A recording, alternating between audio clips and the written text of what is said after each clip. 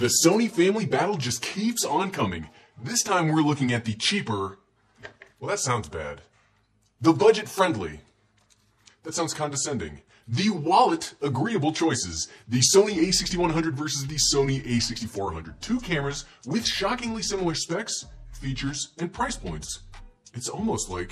So look, straight up, I like Sony cameras, and I can't lie to you and say otherwise. And with this new generation that includes flippable screens for monitoring and some of the best autofocus you're ever going to find, they are hugely compelling cameras to recommend for us online content creators. And that's where I get excited about this new a6100, because it's currently the lowest costing option in this new release of cameras. But it has most of the same functionality of its more expensive siblings. However, before we get too far into this video, I would like to thank my friends over at B&H Photo for loaning me this a6100 for the next couple of weeks to make these series of videos about. The a6400 is my personal camera. And if you'd like to purchase either of these crazy powerful cameras, there will be very quick and very convenient affiliate links in the description below. First off, let's get the obvious out of the way. This video isn't necessarily going to be about how these two cameras are different, because frankly, they aren't very different. There are a few key differences that we'll cover, and the price. I mean, the price isn't that far apart. It is $100 difference between the 6100 and the 6400. So what we're going to do is make a,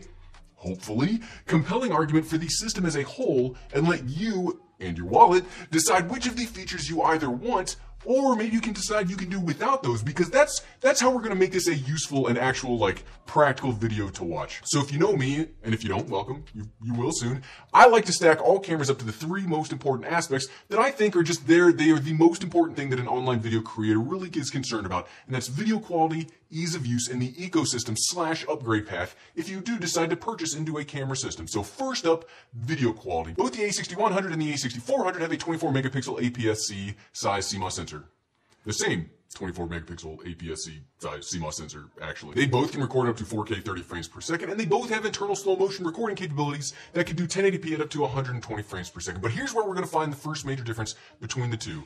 The a6400 can record in 4K forever. Give it power and battery, and it will just keep going. Whereas the a6100 is stuck with the dreaded dun-dun-dun 2959 limitation. So if you need that longer recording capabilities, yeah, you're gonna have to fork out that extra $100. Now, neither of these cameras has in-body image stabilization, either electronic or physical, but both have fantastic hybrid autofocus systems with 425-point phase detection system. Now, we will talk more about this later, but keep that in the back of the old noggin. Both use the same battery, they have the same screen, they have slightly different bodies, but they are almost totally matching in the physical spec department. But when it comes to overall image quality, both look great. Clearly, I've been recommending the a6400 since it dropped earlier this year. I mean, I'm constantly, whether I'm on Twitter, which you should follow me on Twitter, whether I'm on Twitter or any platform, people ask me what the camera they should get is, and I always recommend the a6400. It's the best camera on the market for online creation at its price. It's got great dynamic range, super sharp image. It's just really easy to get a good image out of it. And the a6100 matches it almost exactly.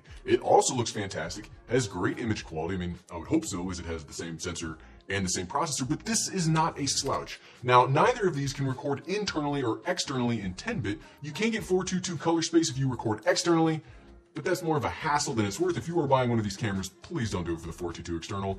Please, there are much better options out there. The real big difference quality-wise between the two cameras, besides the recording length we already talked about, is the a6400 has access to the full range of Sony picture profiles. This includes HLG, but also the full range of S-Log flat profiles to give you the ability to capture a little more dynamic range out of the sensor, and really quickly and very simply, so we're all on the same page. What log profiles is they flatten image exposure and color space. In theory, if the image is then properly exposed, it gives you a little more room in post-processing to push the highlights and the shadows just a little bit more if you are in a really contrasty environment, or it gives you a little more control over your image afterwards. For example, we are currently recording in Canon C-Log, and this is what it looks like just straight out of the camera. Kind of gross, right? Oh, log footage is just gross. But then you do a little bit of processing, and it looks better.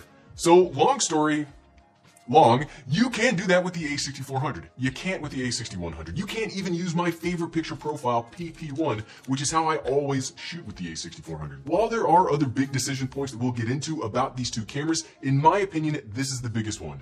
If you don't plan on doing anything other than shooting in the standard picture profile, the a6100 would be perfectly fine for you, but you're really kind of hamstringing yourself to only save $100.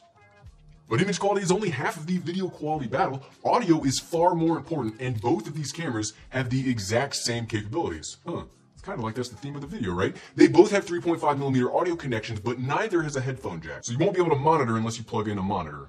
That was awkward to say. Something you should do if you have a higher end power microphone, though, is to push the internal camera's preamps down as low as possible. And thankfully, both of these cameras have the exact same ability to drop down to the same level. And really quickly, it's amazing. Sony seriously has some of the best internal audio recording you're going to find on a consumer level camera, hands down. I trust Sony and I trust Panasonic explicitly when it comes to internal audio recording. Don't you ever break my heart, Sony. It's hard for me to keep a straight face. Video quality is important, but for online content creators, it's only important up to a certain point. And honestly, I know this is not the popular opinion, that point is pretty low. I mean, have you seen what people can do with cell phones these days? What's more important is how easy is it to get that image quality consistently and reliably. Nothing sucks more than being out in the field trying to get some B-roll or do an A-roll shot, only have to fumble around with your camera and tap stuff and then blah, blah, blah. You might think that in almost 3 years of making YouTube videos, I'm a pro at walking around talking to cameras. Well, honestly, it still makes me nervous, and screwing up with the camera makes me feel even more nervous, and then it becomes like a nervousness death spiral where I generally am like, I feel like everybody's staring at me and they're all making fun of me, blah, blah, blah, and then I give up. I give up. I just need cameras to be easy to use, and both of these are pretty darn easy to use. They have the exact same menu system, they both have the exact same physical buttons and dials on the camera body, but something that doesn't really have anything to do with ease of use, I don't really have any other place in the script to put it though, is while the bodies have the same functionality, they are not equal. The a6100 feels pretty plasticky, and like I said in the unboxing video, this is definitely built off of the a6000 body, and that was never the most robust or durable feeling camera around. It's not bad, it feels the same in the hands, the same dimensions, but it just feels cheaper and more plasticky. The a6400 feels much more robust. It feels and is made out of way higher quality materials, and it's weather sealed.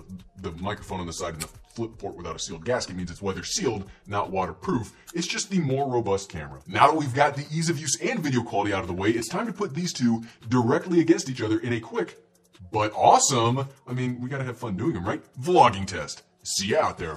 Whew, okay, and welcome to the vlogging. Oh, we're in the dark. Let's get over to the light.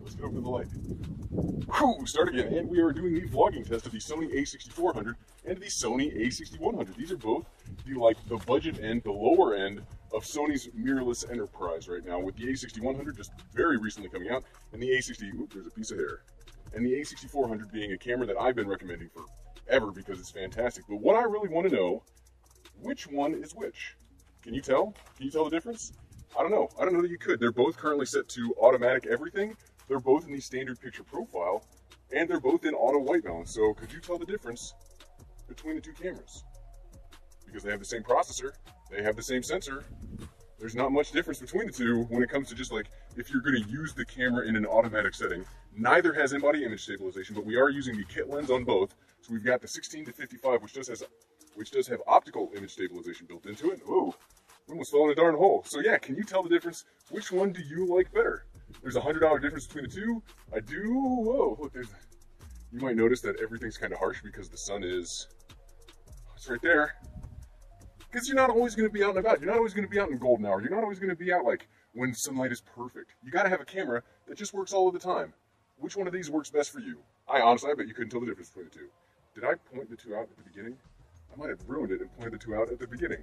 Okay, I'm going to go out and continue enjoying the lake with my family. You guys head back inside and enjoy the rest of the inside studio with future Ted. That sucker.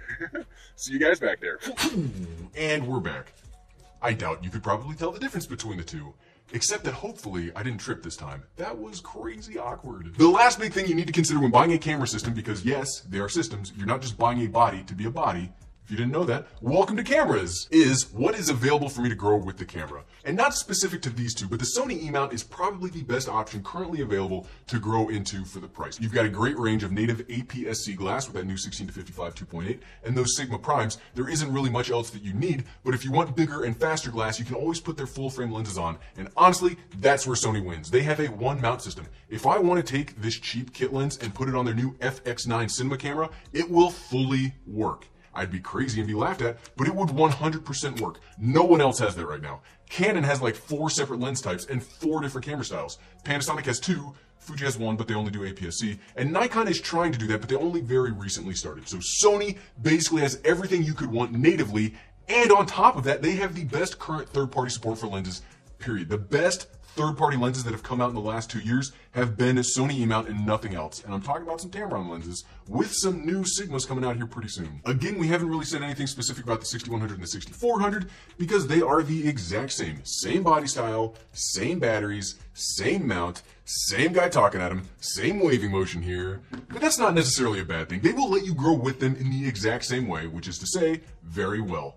If you are looking for a camera-like style, not a specific body, I think Sony APS-C is the best style of camera to buy if you are looking to up your online video game. But only one of these can come out on top, and at the end of the day, so what, right? Which of these two cameras is the better bet? Which is the better buy? Well, if you have to absolutely buy the cheapest camera you can find, and you just cannot save up the extra $100, then yeah, you have to go with the a6100. It does most of what the a6400 can do, and frankly, in its own right, it's a pretty darn good camera. But $100 isn't that much. I don't say that to sound snobby, but in the camera game, $100 is nothing. That's change. That's like a tax payment. I think you are missing out on more than $100 worth of value going with the a6100 instead of the a6400. Unlimited recording, picture profiles, and a far more robust body are worth way more than that $100. You will absolutely miss those if you don't get them. I still think that the a6400 is the best value camera on the market, period. And you can find them used for less than the cost of the a6100. Whew. And that's a good thing because I don't have to go back and redo the 2019 best cameras video yet because the a6400 is still on top. Like the a6400 is the best when it comes to value for price, features, everything. The a6400 is just, it's the best. And if you liked this video and you're a little more curious about the a6100, I bet you'd like to see where the a6100 came from with my initial impressions and unboxing video, which you can find by clicking here. Look at my dance moves. I got the dance moves. Click here. Click here. Use the dancing is getting you clicking. It's probably not. Thanks for watching.